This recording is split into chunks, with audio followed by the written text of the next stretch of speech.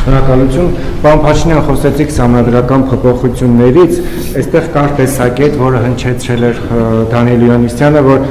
առաջարկվելու է հայ առաքելական եկեղեցու բացառիկ դերի հիշատակումը սահմանադրությունից դուրս գալ։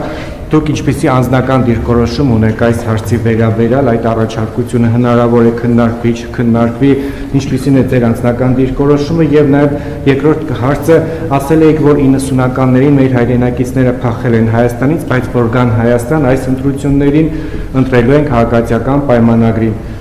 Բայց վերջին օրերին մենք տեսնում ենք, որ իրավապահ համակարգը հայտարարում է, որ մարդկանց ստիպում են գան Հայաստան, մասնակցեն ընտրություններին, ինչ եք այդքան մտահոգված հնարավոր վերադարձով մեր հայրենակիցների, եթե կարծում եք, որ իրենք գալու են եւ ընտրելու են քաղաքացիական պայմանագրին, ինչ եք անելու այդ հայրենակիցների հետ, ինչպես է գործելու իրավապահ համակարգը, թույլ չի տալու, որ վերադառնան, կալանավորելու են, ինչպես է առհասարակ խոչընդոտվելու նրանց հնարավոր մուտքը մեր երկիր։ Շնորհակալ եմ։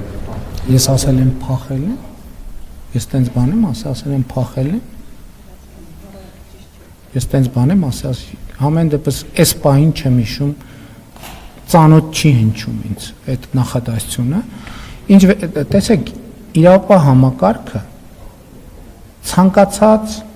ահազանգ, երբ որ ասում է, որ մարդուն փող են տալիս, երբ որ ինքը գա ընտրություն կամ անվճար ծառայություն են մատուցում, տոմս են առնում, իրավապահ համակարգը պարտավոր է արձագանքել, պարտավոր է, չի կարող չարձագանքել։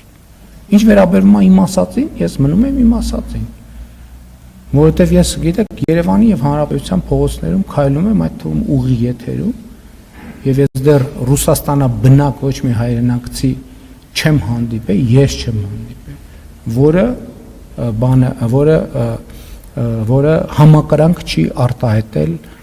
բանի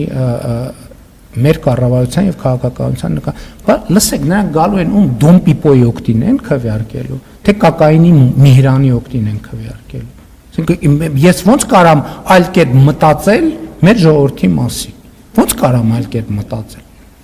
Այսինքն գալու են Դոմպիպոյի, կոկայինի Միհրանի, Նեմեց Ռուբոյի օգտին քվեարկել։ Այսինքն ես կարամ մեր ժողովրդի մասին տենց բան մտածել։ Ես կարամ մեր ժողովրդի մասին տենց բան մտածել։